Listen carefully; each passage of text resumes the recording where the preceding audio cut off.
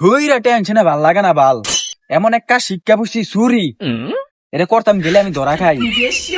এখন তো জ্বালাত আছি বাল, সংসারটা কেমনে চালাই। চুরি না কইরা যদি আনি সংসারটাও চালাইতে পারতাম না।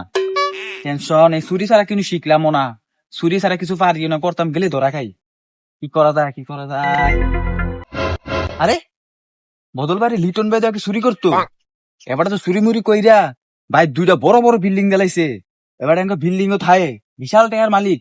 না, লিটন ভাইয়ের কাছে যাই, লিটন ভাইয়ের কাছে গিয়া একটু প্রশিক্ষণটা শিখাই। ওই দেন লিটন ভাই বলেছে। ভাই কিরে কি সমস্যা? লিটন ভাই শরমের কথা অন কইলিনি আবার কি কইয়ালান। ভাই চুরি ছাড়া তো জীবনে কিন্তু শিখলাম না, তো চুরি করতে গেলে এখন আমি ধরা খাই লাই, মায়ের মুড় খাই, সংসারটাও চালাতে পারি না। এর লাগে ভাই বিপদে পড়ে আপনার কাছে আইছি, আপনি তো আগে চুরি মুড়ি করতেন, একটু যদি প্রশিক্ষণ দিতেন।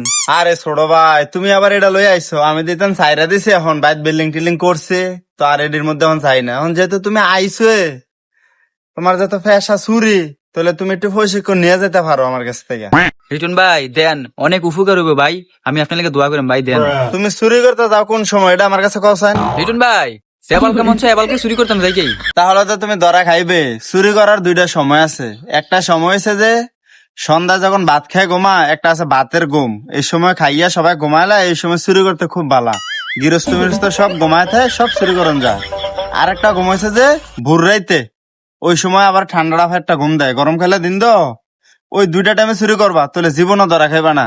আচ্ছা আচ্ছা, তুমি মনে করলা চুরি করতে যা ধরা খাইছো, তুমি কার নাম কইবা? ভাই আপনি যখন শিখাইছেন আপনার নামে তো কম। হেই মিয়া, তুমি কি কইলে এটা? মায়ের খাইতে খাইতে ফিড একবারে দেতা বানাই লেবা, তারপর ওস্তাদের নাম কোনোদিন কইবা না।